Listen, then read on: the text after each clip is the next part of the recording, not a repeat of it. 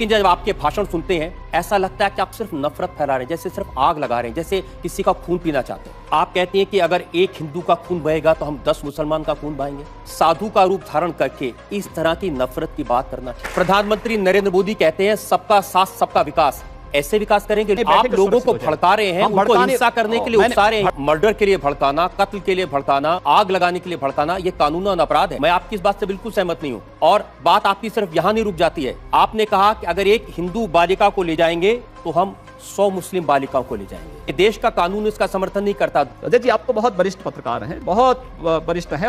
आप मेरी कितनी भी तारीफ कर रहे हैं, मैं सवाल नहीं छोड़ूंगा। आप क्योंकि गोल गोल बात कर रहे हैं, हिंदू मुसलमान, नफरत, मार काट, ये क्या शोभा देता है? हाँ, हम कहाँ मार काट करवा रहे हैं? इस देश के अंदर एक भी दंगा हिंदुओं की ओर से नहीं हुआ है। एक भी दंगा शुरू करने वाला ना हिंदू होता है ना मुसलमान होता है। कैसी बात कर रहे हैं आप? हिंदू पहले आतंकवादी नहीं हो सकता। ये क्या बात हुई?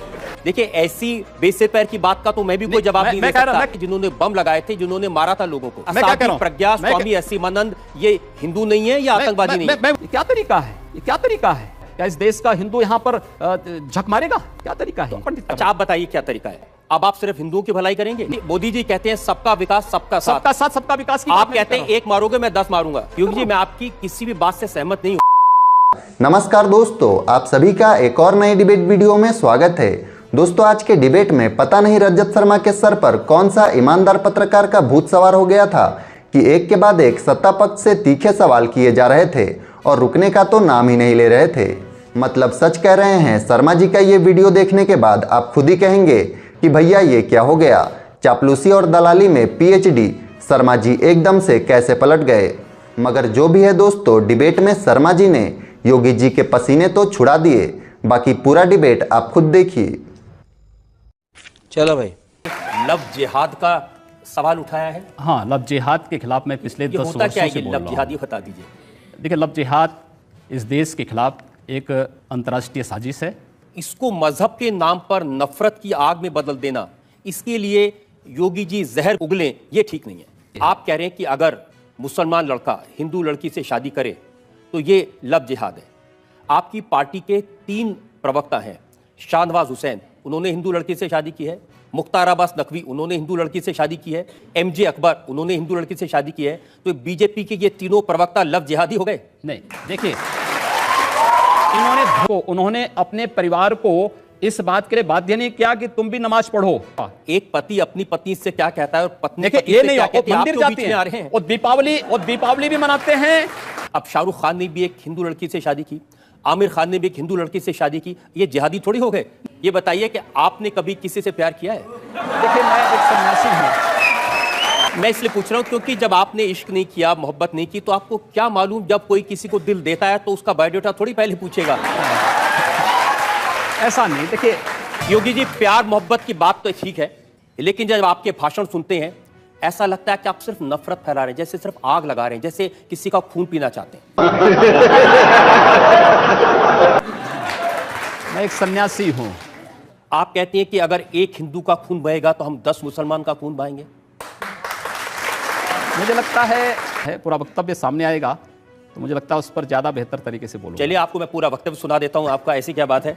गोरखपुर में कैसे आपके मुंह से मशीन गन से भी ज्यादा आग निकल रही है, आपको सुनवाते हैं। अगर एक हिंदू का खून बहेगा तो एक हिंदू के खून के बदले आने वाले समय में हम प्रशासन से एफआईआर दर्ज नहीं करवाएंगे, बल्कि कम से कम 10 ऐसे लोगों की हत्या अवश्य करवाएंगे जो लोग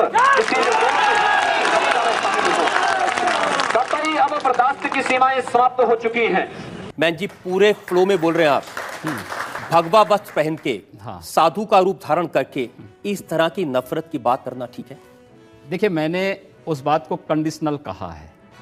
अगर हमारे हाथ में एक हाथ में माला है तो दूसरे हाथ में हम भाला लेकर के भी चलते हैं। योगी जी, आप भारत की पार्लियामेंट के सदस्य हैं।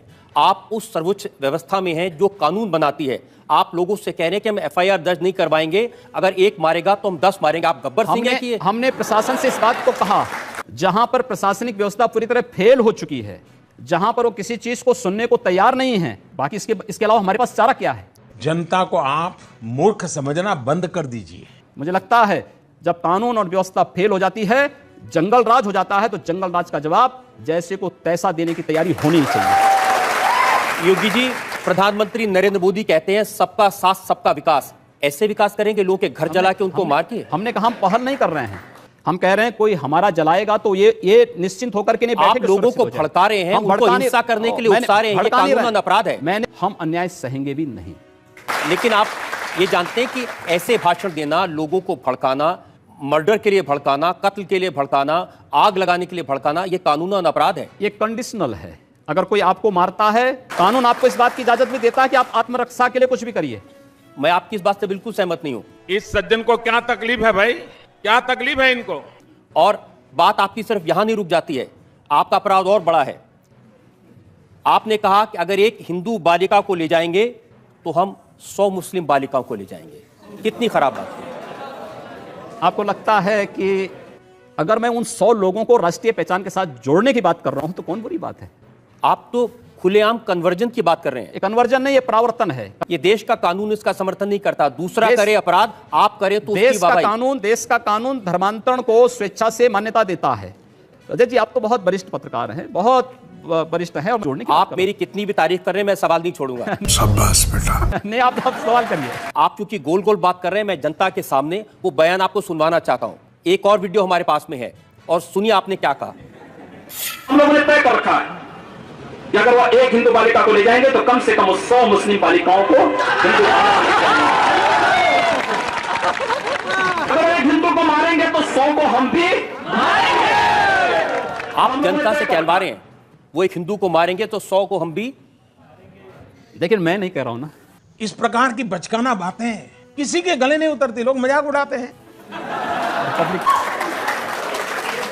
हिंदू मुसलमान नफरत मार काट, ये क्या शोभा देता है मंदिर के महंत को, भगवा पहने साधु को? हम कहां मार काट करवा रहे हैं? एक तरफ नरेंद्र मोदी लाल किले की प्राचीर से कहते हैं कि 10 साल तक दंगे फसाद को पीछे छोड़ दो, सिर्फ विकास की बात करो।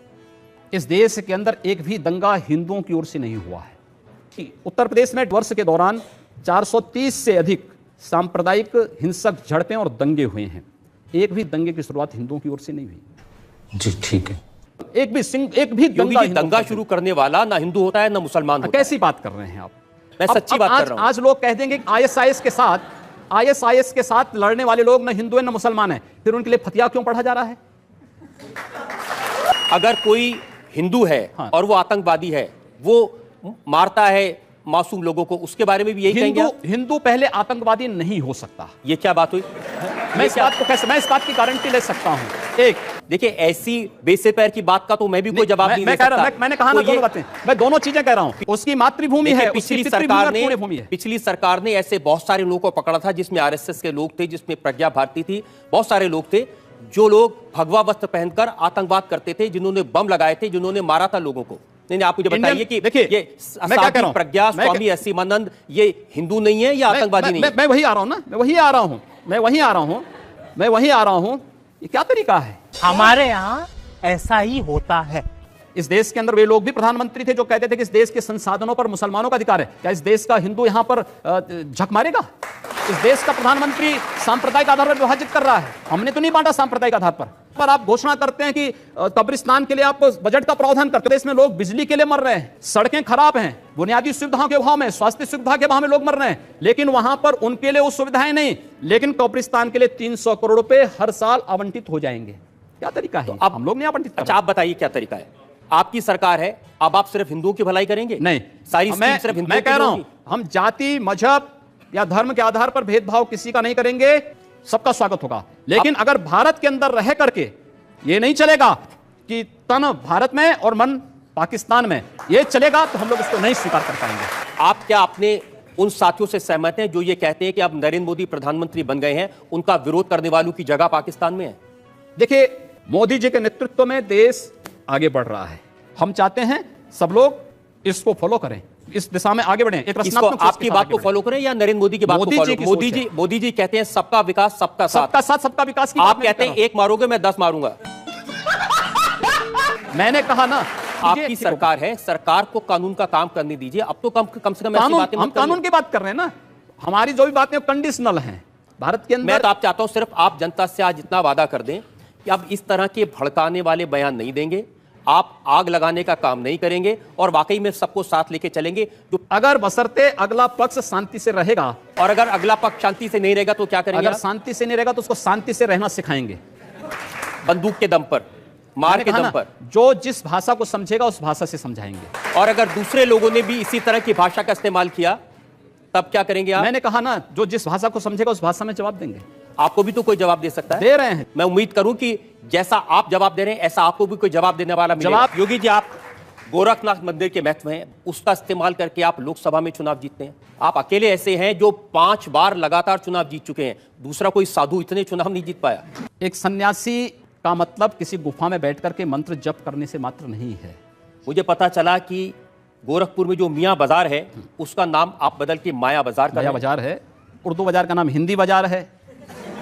हुमायूंपुर का नाम हनुमानपुर है। ये सब नाम बदल दिए गए हैं, लोग स्वीकार कर रहे हैं, सबने लगाया। ये अच्छी बात है कि जिस संप्रदाय में बड़ी भारी संख्या में मुसलमान होते थे उनको आपने साफ कर दिया। हमने साफ नहीं किया है। अगर मैं कहता हूं कि 1 के बदले 100 को मैं स्वीकार करने को तैयार हूं, तो आप 1 के बदले 100 को स्वीकार की बात नहीं करते, 1 के बदले 100 को मारने की बात नहीं कर रहा हूं मैं। देखिए, आप बाजारों के नाम बदल दें, उर्दू बाजार का नाम बदल दें, मियाँ बाजार का नाम बदल दें और फिर कहें कि मुसलमानों का स्वागत है। आप क्रोनोलॉजी समझ लीजिए। उनकी सुरक्षा की, आज अगर हिंदू सुरक्षित है तो मुसलमान भी सुरक्षित है, और इसलिए वह आज मुझे समर्थन करने के लिए मजबूर है। अच्छा, समर्थन मजबूरी में देते हैं? नहीं, डर के, क्योंकि डर के नहीं, उसे मालूम है कि हमारी सुरक्षा केवल इनके साथ है। इसका दूसरा मतलब ये भी हो सकता है कि अगर हम इनके साथ नहीं हो तो हम सुरक्षित नहीं। नहीं, ऐसा नहीं है। आप जितनी बातें कह रहे हैं ना, ये साधु की प्रवृत्ति के बिल्कुल खिलाफ है। ऐसा नहीं। योगी जी, मैं आपकी किसी भी बात से सहमत नहीं हूं। क्या इंप्रेशन देना चाहते हैं? क्योंकि आपके लोग नारा लगाते हैं उत्तर प्रदेश में रहना है तो योगी योगी कहना है। अगर उसका अनुसरण लोग करते हैं तो अच्छी बात होगी। इसका भी अनुसरण करें। आपके खिलाफ बहुत सारे क्रिमिनल केसेस हैं, मर्डर का केस है, अटेम्प्ट टू मर्डर का केस है। आप क्या मुकदमे झूठे हैं? नहीं, कोर्ट उसका फैसला करेगा। आपने कोई अपराध किया कि नहीं किया? नहीं, मैंने कोई अपराध नहीं किया है। कोई मर्डर किया कि नहीं किया? नहीं, कोई मर्डर। आप मुझे आपको लगता है कि मैं मर्डर करूंगा? अगर आपको अपराध नहीं करने तो आपके पास में 1 लाख रुपए की रिवॉल्वर क्यों है? 80,000 रुपए की राइफल क्यों है? मेरे पास है ना। दहशत फैलाने के लिए। एक सन्यासी होने के नाते हमारे पास है और वो रहेगा भी। तो हमारे जैसे लोगों को आपसे सवाल पूछने से डरना चाहिए? नहीं, कब रिवॉल्वर निकल जाए? कोई डर नहीं। मैं किसी गलत व्यक्ति का बचाव नहीं करता। गलत व्यक्ति का बचाव नहीं करते आप? नहीं, कतई नहीं करता हूं। चलिए, मैं उसका सबूत भी आपको दे देता हूं। मुंबई का जो ATS है, जो आतंकवाद के केसेस की जांच कर रहा था, उसको आपने धमकी दी। आपने कहा हिम्मत है तो गोरखपुर के विधायक को अरेस्ट करके दिखाओ। मैंने कहा। तो इसका मतलब ये हुआ कि आप न किसी कानून को मानते हैं, न किसी ATS को मानते हैं, न किसी इंक्वायरी एजेंसी को मानते हैं, न पुलिस को मानते हैं। मेरा भारत के संविधान पर अटूट विश्वास है। अगर ये सब करना पाप है तो पाप बार बार होंगे और बराबर करेंगे हम। लेकिन योगी जी, भगवान महावीर के देश में, भगवान बुद्ध के देश में हिंसा की बात करना, हाथ उठाने की बात करना, खून की बात हम करना कब कर रहे हैं? अभी इतनी देर से कर रहे हैं आप? नहीं, मैं इतना छोटा पहले कभी नहीं हुआ होगा। तो दोस्तों, आज के लिए बस इतना ही। उम्मीद है आपको यह डिबेट वीडियो पसंद आया होगा। इसी के साथ इस पूरे वीडियो में रजत शर्मा ने जिस तरह से ईमानदारी और निष्पक्षता दिखाई है, इनके लिए 2 शब्द नीचे कमेंट में ज़रूर लिखें। साथ ही अगर आप हमारे चैनल पर नए हैं तो प्लीज़ वीडियो को लाइक करके चैनल को सब्सक्राइब कर लें।